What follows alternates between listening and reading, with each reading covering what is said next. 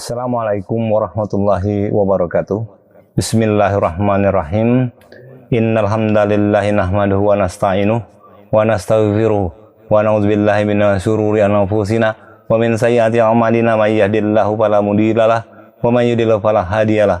Asyhadu an la ilaha illallah wa asyhadu anna Muhammadan abduhu wa rasuluhu la nabiyya ba'da. Amma ba'du. Sahabat sekalian, alhamdulillah berjumpa lagi kita pada kajian ke-70 kali ini. Pertama-tama saya pribadi dan keluarga mengucapkan selamat atas hari kemenangan yang fitri ini 1443 Hijriah. Taqabbalallahu minna wa minkum. Mohon maaf lahir dan batin atas segala khilaf dan salah yang sangat-sangat mungkin saya lakukan, terutama dalam lintas komunikasi kita pada forum kajian ini. Untuk itu sekali lagi saya mohon maaf yang sedalam-dalamnya. Dan semoga kita bisa saling mengikhlaskan dan Allah mengampuni. Dan juga semoga semua amal ibadah Ramadan kita tahun ini diterima di sisi Allah Subhanahu wa Ta'ala sebagai investasi darul akhirah kita. Amin ya rabbal alamin. Sahabat sekalian, kita semua pasti tahu apa itu manual book atau buku petunjuk atau buku panduan. Setiap kali kita membeli alat elektronik misalnya, pasti di dalam kemasan atau box barang yang kita beli itu biasanya ada satu atau dua buah buku petunjuk. Sebetulnya buku ini sangat penting untuk dibaca dan dipahami, sebab buku tersebut diberikan oleh produsen untuk semua pembeli atau konsumen dengan tujuan guna mengantisipasi salah pengoperasian mesin atau alat yang kita beli tersebut.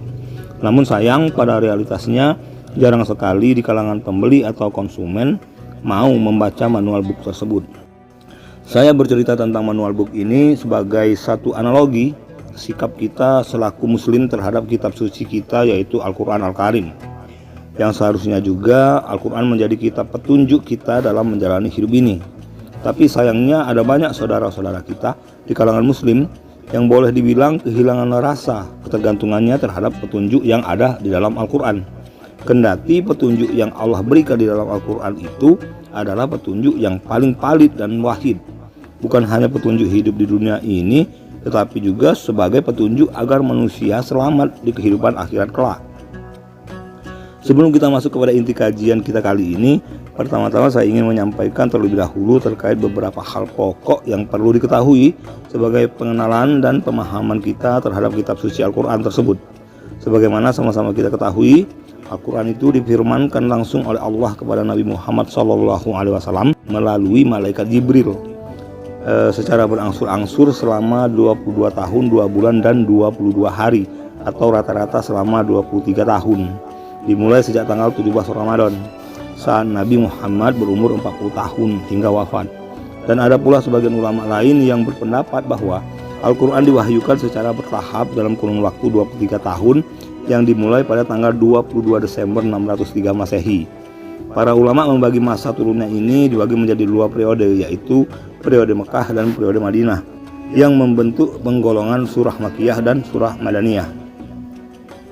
Periode Mekah berlangsung selama kurang lebih 12 tahun, dan surat-surat yang turun pada waktu itu tergolong surat Makkiyah. Sementara periode Madinah yang dimulai sejak peristiwa hijrah berlangsung selama kurang lebih 10 tahun, dan surah yang turun pada kurun waktu ini disebut surah Madaniyah.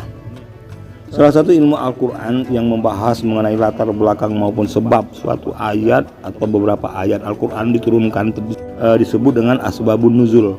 Kendati sebagian besar ayat-ayat Al-Quran tidak disertai asbabun nuzulnya atau kisah yang menyertai turunnya ayat terkait, namun tetaplah asbabun nuzul tersebut menjadi bagian dari khazanah Islam yang harus diketahui oleh umat muslim khususnya. Umat muslim menghormati Al-Quran sebagai sebuah mukjizat terbesar Nabi Muhammad SAW sebagai salah satu tanda dari kenabian dan merupakan puncak dari seluruh pesan suci atau wahyu yang diturunkan oleh Allah sejak Nabi Adam dan diakhiri dengan Nabi Muhammad SAW.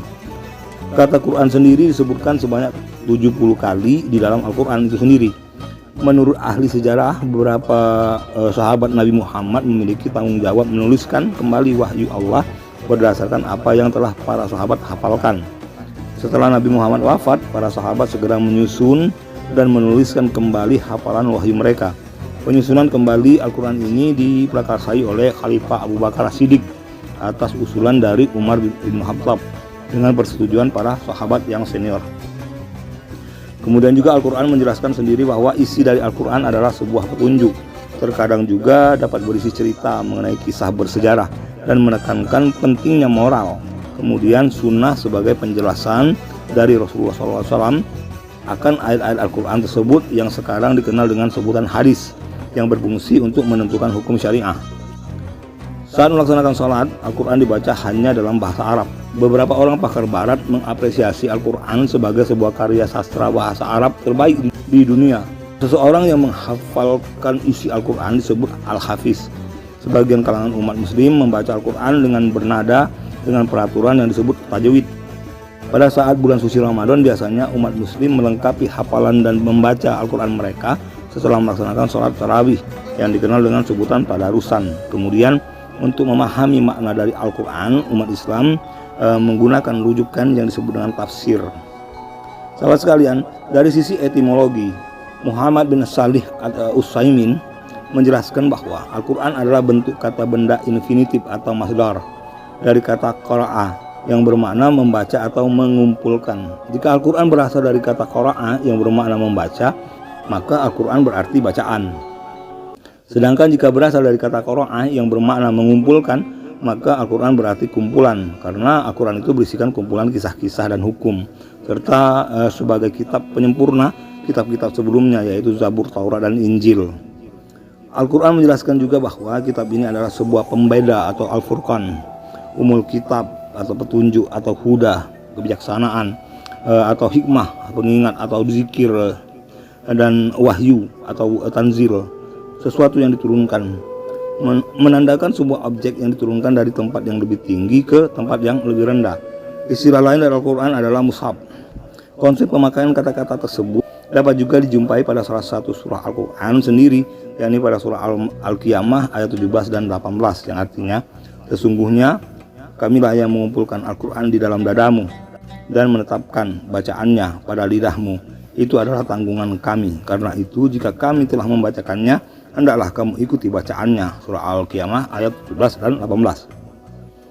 Ketahuilah bahwa Al-Quran dalam firman Allah yang diturunkan kepada Muhammad SAW yang dapat menjadi sarana ibadah dengan membacanya.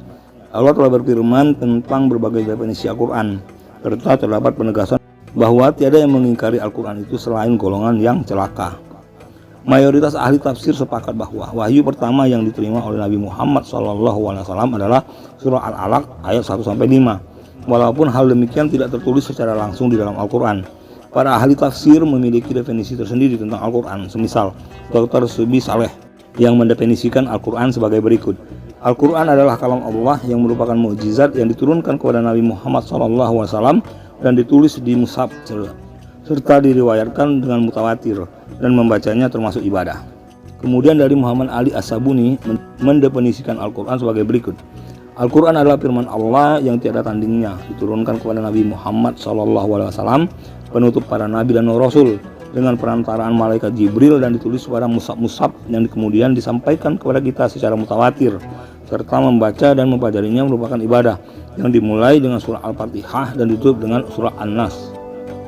Dengan dua definisi tersebut, maka firman Allah yang diturunkan kepada Nabi selain dari Nabi Muhammad SAW tidak dinamakan Al-Quran, tetapi dinamakan sebagai hadis qudsi.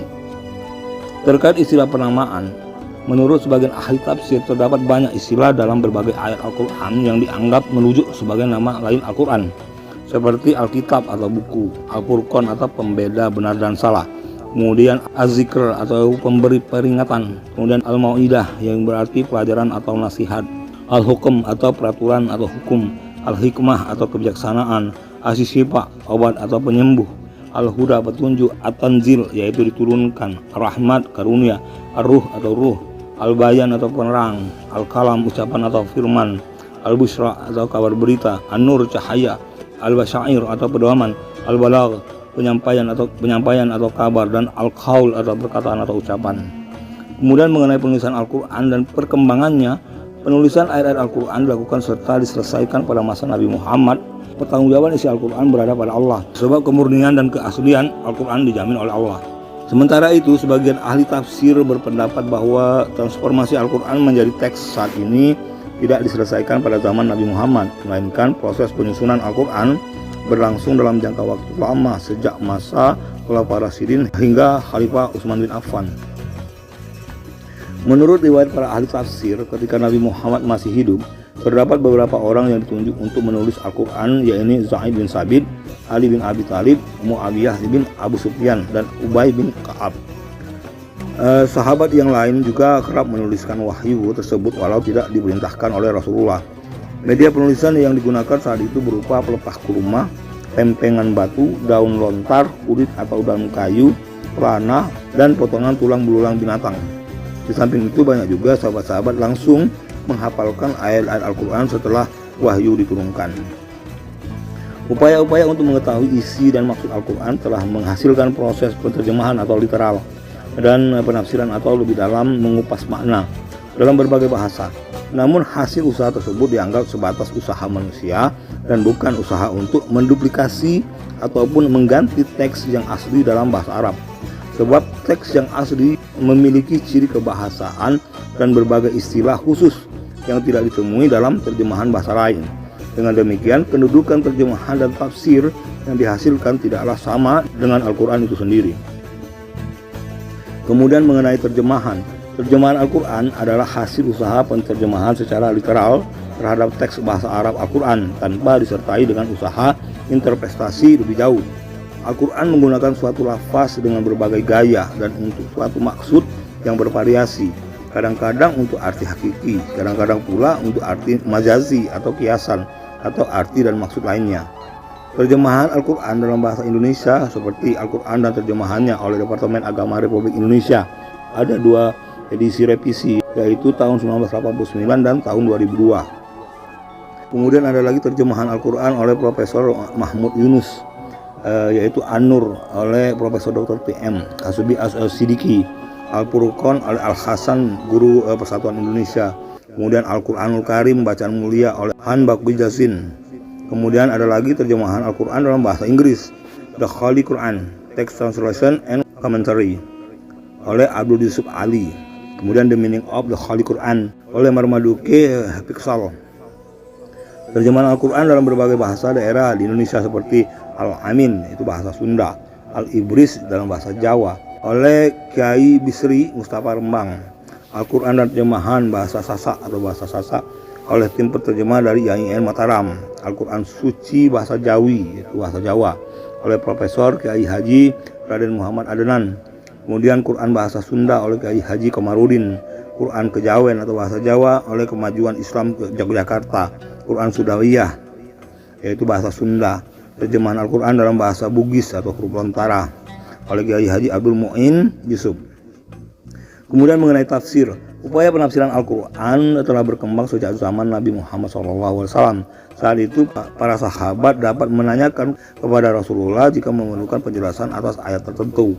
Kemudian setelah wafatnya Nabi Muhammad hingga saat ini, usaha menggali lebih dalam ayat Al-Quran terus berlanjut. Metodologi yang umum digunakan para mufassirin merupakan metode analitik, tematik, hingga perbandingan antar ayat. Dengan mengetahui asbabun nuzulnya Al-Quran adalah salah satu cara untuk mentafsirkan Al-Quran.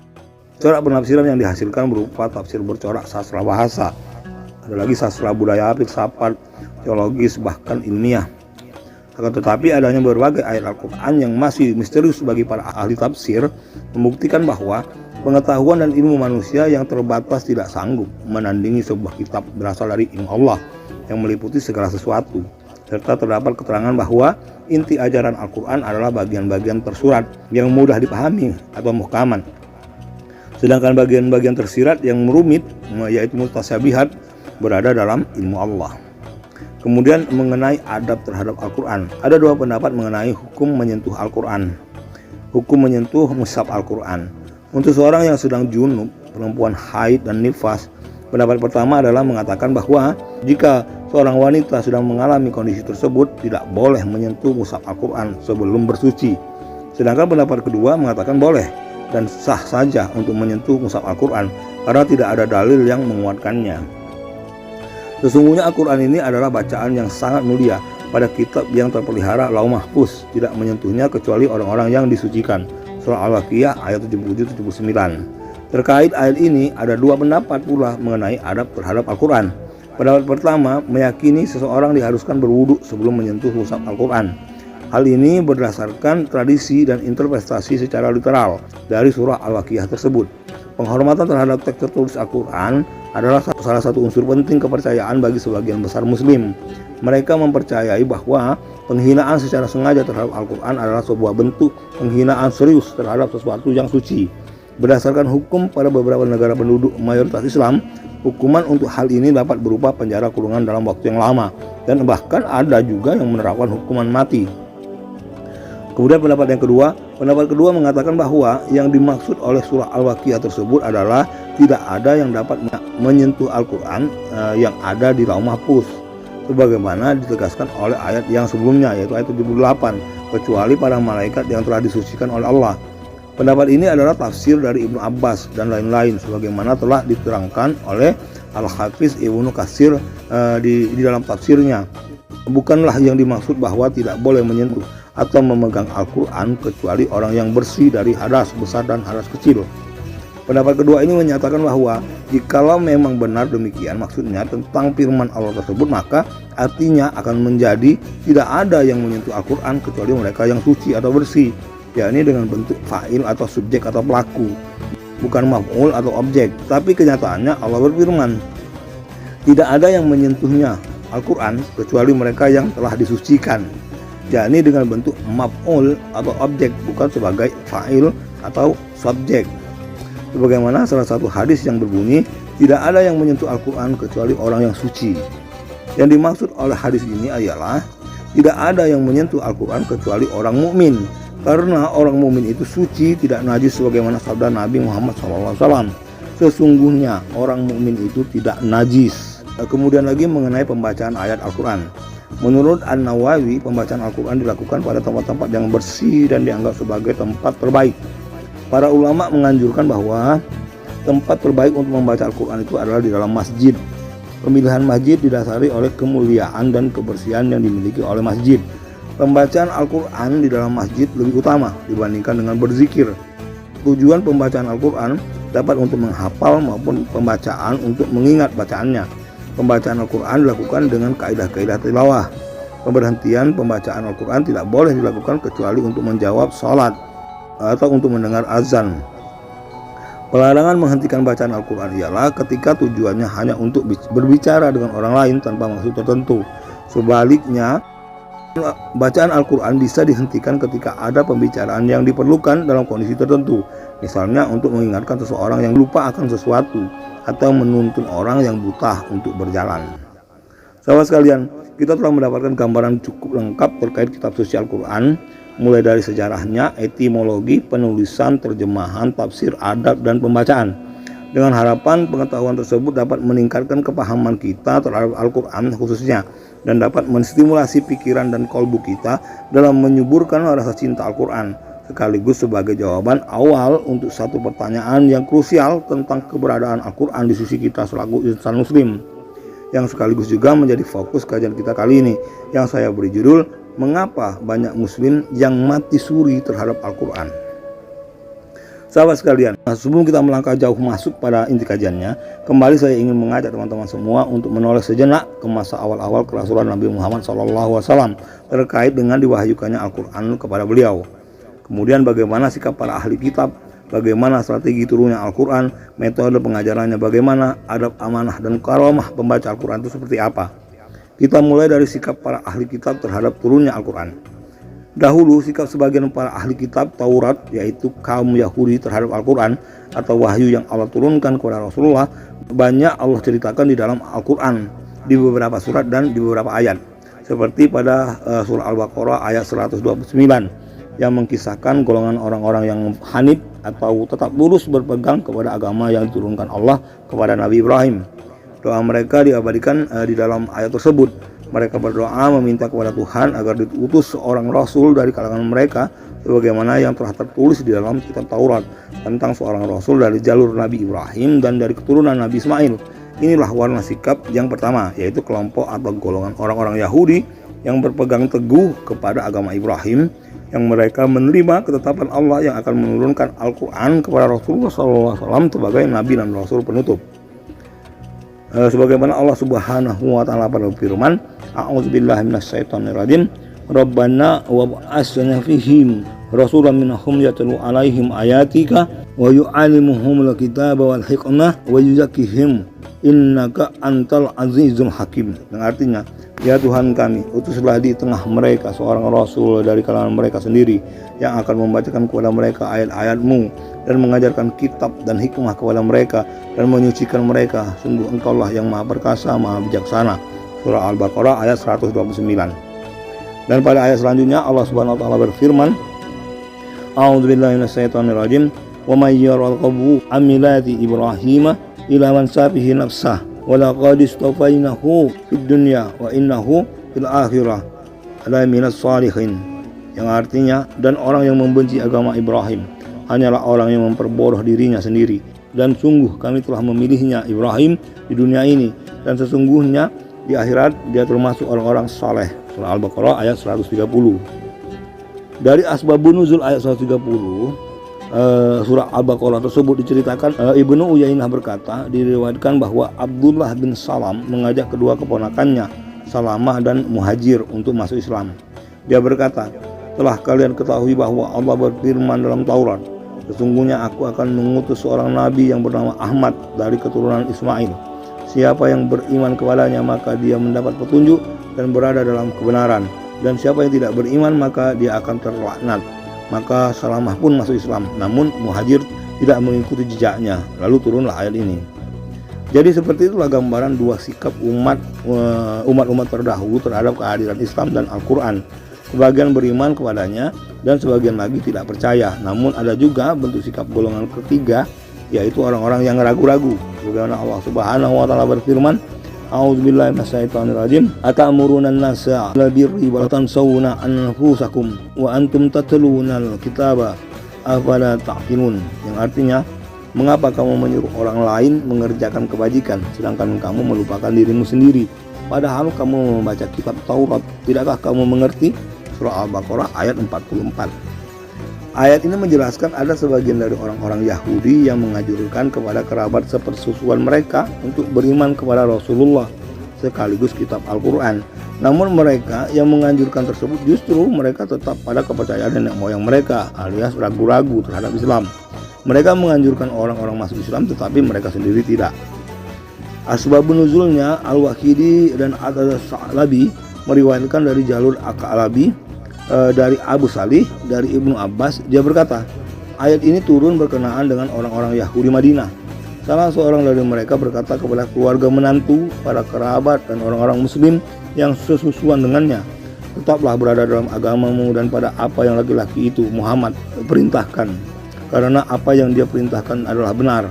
Ketika itu orang-orang Yahudi selalu memerintahkan orang-orang hal itu, namun mereka sendiri tidak melakukannya.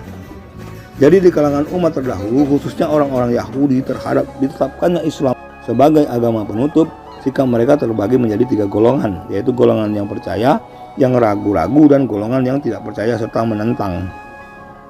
Kemudian selanjutnya metode turunnya Al-Quran sebagai kitab suci Islam dan pengajarannya. Allah Subhanahu wa taala berfirman pada surah Al-Isra ayat 106, A'udzubillahi minasyaitonirrajim, wa Qur'anan faraqnahu litaqra'ahu litaqra'atun 'alan nasi 'ala muqsin wa nazzalnahu tanzila. Yang artinya, dan Al-Quran kami turunkan berangsur-angsur agar engkau Muhammad membacakannya kepada manusia perlahan-lahan, dan kami menurunkannya secara bertahap. Surah Al-Isra ayat 106. Jadi metode turunnya Al-Quran itu berangsur-angsur dan bertahap. Hal ini mengajarkan kepada kita bahwa begitulah pula pada proses pembacaannya, mentadaburinya, memahaminya, dan mengamalkan pesan-pesan yang terkandung di dalam setiap untayan ayat-ayatnya. Tidak tergesa-gesa membacanya dengan perlahan ayat bil ayat dan terus-menerus secara istiqomah. Kemudian mengenai metode pengajarannya, Allah jelaskan pada surah Al-Baqarah ayat 151. A'udzubillahi minasyaitonirrajim. Kama arsalna fikum rasulan minkum yatlu 'alaikum ayatina wa yuzakkikum yu'allimukumul kitaba wal hikmah wa yu'allimukum ma lam takunu ta'lamun. Yang artinya, sebagaimana kami telah mengutus kepadamu seorang Rasul Muhammad dari kalangan kamu yang membacakan ayat-ayat kami, menyucikan kamu dan mengajarkan kepadamu kitab Al-Quran dan hikmah, yaitu sunnah, serta mengajarkan apa yang belum kamu ketahui. Surah Al-Baqarah ayat 151. Jadi metode pengajaran Al-Quran adalah dengan cara membacakannya, kemudian si pendengar membaca apa yang diperdengarkan kepadanya. Setelah itu mengambil pelajaran atau hikmah dari ayat-ayatnya, dan terakhir merepresentasikan ayat-ayat Al-Quran tersebut untuk menjawab semua perkara dalam hidup yang belum diketahui jawabannya. Dan ayat senada diulang pada surah Al-Imran ayat 164. Sahabat sekalian, ketahuilah bahwa membaca Al-Quran adalah amalan yang sangat tidak disukai oleh setan dan bala tentaranya. Oleh karena itu, Allah mengajarkan adab membaca Al-Quran tersebut mulai dari laku pertama. Sebagaimana firman Allah Subhanahu wa taala pada surah An-Nahl ayat 98. A'udzubillahi minasyaitonirrajim. Wa iza qara'tal Qur'ana fasta'iz billahi minasyaitonirrajim. Yang artinya, maka apabila engkau Muhammad hendak membaca Al-Quran, mohonlah perlindungan kepada Allah dari setan yang terkutuk. Surah An-Nahl ayat 98. Ketika kita diperintahkan untuk berlindung, itu artinya ada serangan yang membahayakan. Sebagaimana juga dengan amaliyah membaca Al-Quran tersebut. Serangan dari setan dan bala tentaranya akan datang dari berbagai penjuru.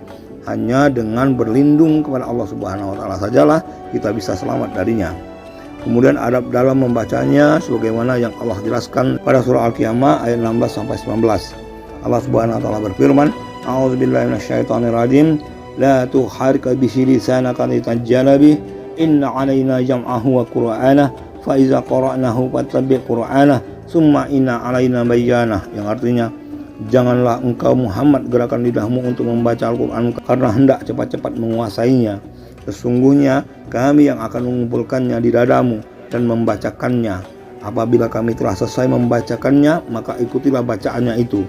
Kemudian sesungguhnya kami yang akan menjelaskannya. Surah Al-Qiyamah ayat 16-19. Jadi adab membaca Al-Quran itu pertama adalah jauhkan kekuatan diri. Dalam hal ini merasa bisa menguasainya atau mampu menghafalkannya, sebagaimana yang Allah tegaskan pada ayat 16 surat Al-Qiyamah tersebut. Kemudian kita harus membaca dengan tartil untuk mentadaburi, dan harapan Allah mengilhamkan hikmah kepada kita dari ayat-ayat yang kita baca. Hal ini dijelaskan pada ayat selanjutnya. Sesungguhnya kami yang akan mengumpulkannya di dadamu. Kemudian membaca Al-Quran secara istiqomah, sedikit demi sedikit tapi terus menerus berkesinambungan hingga hembusan napas kita yang terakhir.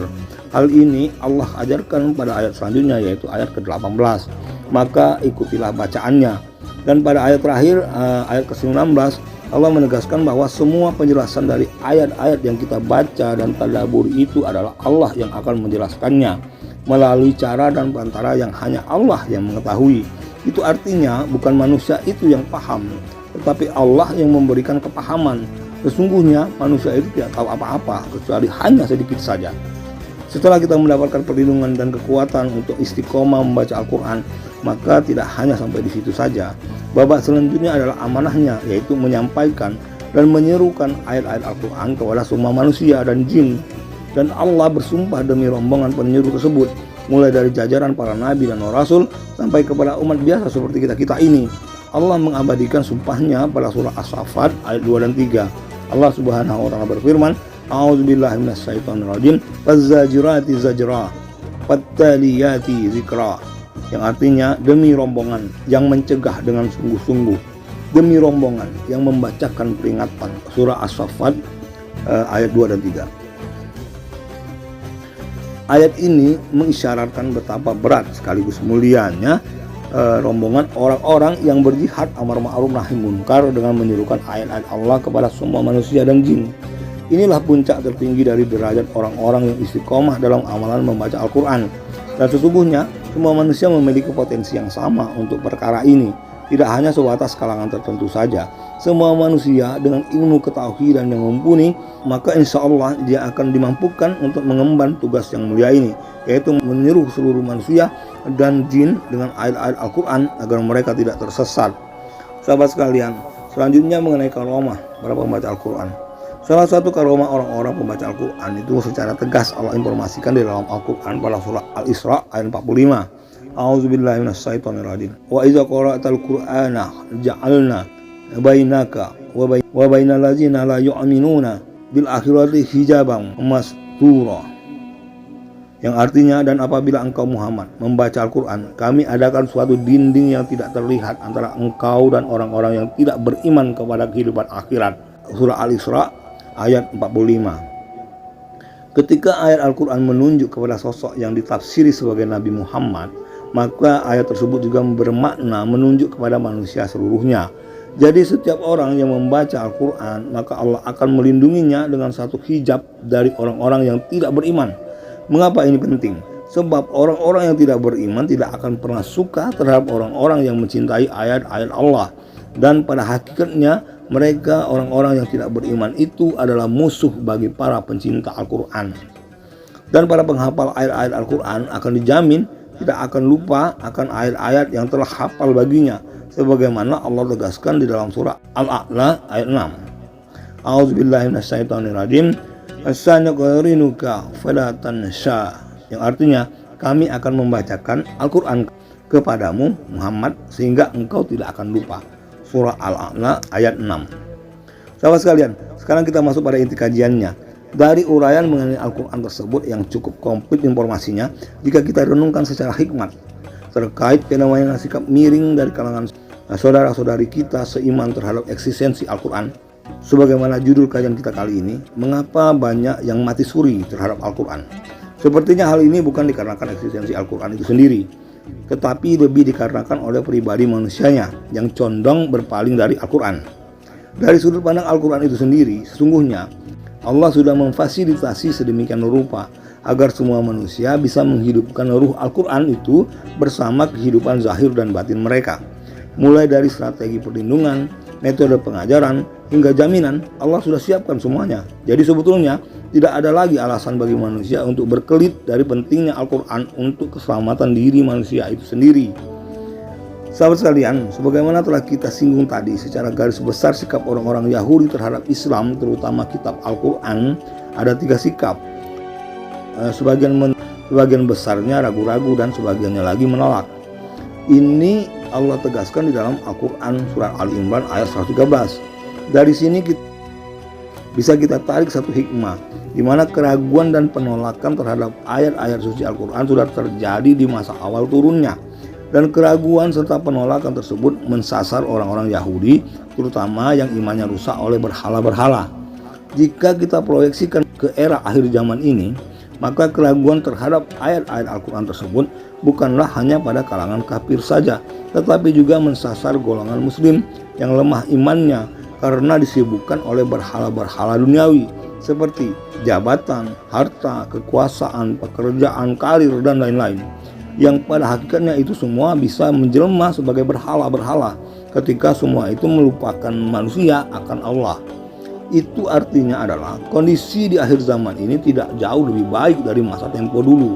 Hal ini tentunya menjadi PR besar bagi kita semua. Setidaknya kita harus berjuang di skala keluarga kecil kita, memastikan semua anak-anak kita, istri kita, dan diri kita sendiri selaku imam rumah tangga menjadikan Al-Quran sebagai petunjuk tervalid dan paling wahid, senantiasa membaca dan mentadaburinya secara istiqomah. Sahabat sekalian, semua kita akan menua, dan kita semua tahu bahwa salah satu problem manusia yang umum ketika dia mencapai usia senjanya adalah kepikunan. Kalau dari sudut pandang sains atau ilmu pengetahuan mengatakan bahwa ada 3 faktor utama penyebab orang mengalami pikun yang terkesan wajar-wajar saja, dan semua orang akan dan atau sedang mengalaminya, yaitu kurang istirahat, suka begadang, dan stresor. Semakin tua umur manusia, maka jam tidurnya otomatis semakin berkurang, dan stres sudah pasti karena tidak lagi produktif dan semua atribut pangkat dan sebagainya telah ditanggalkan. Kalau memang ini alasan mengapa orang menjadi pikun, maka logikanya semua manusia akan mengalami pikun. Tetapi pada realitasnya ada orang yang tidak mengalami pikun sampai wafatnya. Figur yang demikian akan kita temukan jika kita melihatnya dengan kacamata syar'i. Jika kita melihat dari sudut pandang kacamata syariat Islam, maka penyebab orang pikun itu adalah pertama, kurangnya keimanan, yang kedua adalah kurangnya bersyukur, dan yang ketiga adalah kurangnya berzikir. Allah Subhanahu wa taala berfirman, A'udzubillahi minasyaitonirrajim, istahwazza 'alaihimus syaitanu fa'ansahum zikrullah ulaika hisbus syaiton ala inna hisbas syaitani humul khasirun. Yang artinya setan telah menguasai mereka, lalu menjadikan mereka lupa mengingat Allah. Mereka itulah golongan setan. Ketahuilah bahwa golongan setan itulah golongan yang rugi. Surah Al-Mujadilah ayat 19. Jadi dapat kita ketahui bahwa ketika setan telah menguasai manusia, maka setan mampu membuat manusia itu lalai dari mengingat Allah. Selain dari itu, Al-Quran juga menjelaskan bahwa orang-orang yang lupa mengingat Allah, maka hal ini dapat mengantarkannya kepada sifat munafik dan fasik, sebagaimana dijelaskan pada surah At-Taubah ayat 67, serta dapat mengakibatkan kebinasaan, seperti yang dijelaskan pada surah Al-Furqan ayat 18. Orang yang melalaikan sholat fardu dan sunnah sama dengan melalaikan asupan otaknya, karena diketahui bahwa sholat itu berdampak positif kepada kesehatan fisik dan mental. Orang yang sholat maka otomatis dia juga membaca Al-Quran, karena hampir semua bacaan dalam sholat adalah ayat-ayat Al-Quran. Kemudian orang yang kufur, yang selalu tidak bersyukur akan nikmat yang telah Allah karuniakan kepadanya, ini akan berdampak kepada meningkatnya rating lupa pada diri yang bersangkutan, sebab perilaku tidak bersyukur juga merupakan perilaku mengingkari dan melupakan kebaikan Allah. Jadi logis jika konsekuensinya adalah pikun akut. Dan hal ini tidak akan terjadi pada pembaca dan pecinta Al-Quran, karena mereka senantiasa membaca ayat-ayat tentang kekufuran secara istiqomah dan berulang-ulang, serta mentadaburinya, dan mereka sangat mewaspadai perilaku kufur tersebut. Ciri khasnya orang kufur itu, mereka sangat mudah mengeluhkan perkara-perkara kecil yang didatangkan Allah kepada mereka hanya untuk sekedar sedikit menguji saja. Kemudian lagi, orang yang tidak pandai mengingat Allah atau orang yang tidak mengenal zikir kepada Allah adalah juga tipikal orang yang terancam pikun akut. Dan hal ini juga tidak akan terjadi pada pembaca dan pecinta Al-Quran, karena bagi mereka anjuran tentang berzikir ini sangat jelas bagi mereka, karena mereka senantiasa membaca ayat-ayat tentang zikir itu dengan istiqomah dan berulang-ulang serta mentadaburinya. Dengan demikian jelaslah bahwa bagi seorang muslim, amalan membaca Al-Quran memiliki vitalitas yang sangat tinggi, sebagaimana juga ibadah sholat fardu. Jadi bagi muslim yang cerdas, maka pastinya dia tidak akan mengabaikan amalan tersebut, apalagi sampai-sampai tidak bisa membaca Al-Quran. Sahabat sekalian, demikianlah kajian kita tentang membaca Al-Quran ini. Semoga dapat menjawab pertanyaan yang menjadi fokus kajian ini, yaitu mengapa banyak muslim yang mati suri terhadap Al-Quran. Hal ini disebabkan oleh buruknya kualitas keimanan, kekufuran, dan lupa kepada Allah. Dan sesungguhnya ketiga laku ini tidak akan terjadi pada pribadi yang bersangkutan jika dia istiqomah membaca Al-Quran sepanjang hayatnya di kandung badan. Bagi teman-teman yang sampai hari ini belum bisa baca Al-Quran atau masih terbata-bata, jangan tunggu nanti. Bersegeralah berusaha belajar dan melancarkan bacaannya, karena bagi Allah tak ada yang sulit. Siapapun berhak atas taufik dan hidayah Allah, siapapun dia orangnya, sejauh dia bersungguh-sungguh dalam urusan amal ibadahnya, maka insya Allah pertolongan akan segera Allah datangkan dari berbagai arah. Sahabat sekalian, saya tutup kajian ini dengan ayat terakhir dari surah At-Talaq ayat 2 dan ayat pembuka dari surah At-Talaq ayat 3. Allah Subhanahu wa taala berfirman, "Wa may yattaqillaha yaj'al lahu makhraja wa yarzuqhu min haitsu la yahtasib. Wa may yatawakkal 'alallahi fa huwa hasbuh." Yang artinya, barang siapa bertakwa kepada Allah, niscaya dia akan membukakan jalan keluar baginya, dan dia memberinya rezeki dari arah yang tidak disangka-sangkanya. Dan barang siapa bertawakal kepada Allah, niscaya Allah akan mencukupkan keperluannya. Surah At-Talaq ayat 2 dan 3. Ayat ini menjelaskan bahwa Allah akan memberikan jalan keluar dan kemudahan bagi hamba-hambanya yang berserah diri kepadanya, termasuklah dalam perkara tidak bisa atau terbata-bata membaca Al-Quran. Semoga kajian ini mengilhami dan semoga Allah meridhoi. Amin ya rabbal alamin. Sahabat sekalian, demikianlah kajian kita kali ini. Semoga dengan kajian singkat ini kita mendapatkan kepahaman yang holistik dan universal. Untuk itu, dan ini saya mohon undur diri. Terima kasih atas segala perhatian dan mohon dimaafkan atas segala kekurangannya. Semua kebenaran yang kita dapatkan dari kajian ini, wabil khusus untuk saya pribadi, bahwa semua kebenaran itu adalah semata-mata dari Allah Subhanahu wa taala, dan untuk semua kekurangannya adalah mutlak dari diri saya pribadi. Untuk itu sekali lagi saya mohon maaf yang sedalam-dalamnya. Sampai berjumpa lagi pada judul kajian selanjutnya, dan salam tasawuf. Assalamualaikum warahmatullahi wabarakatuh.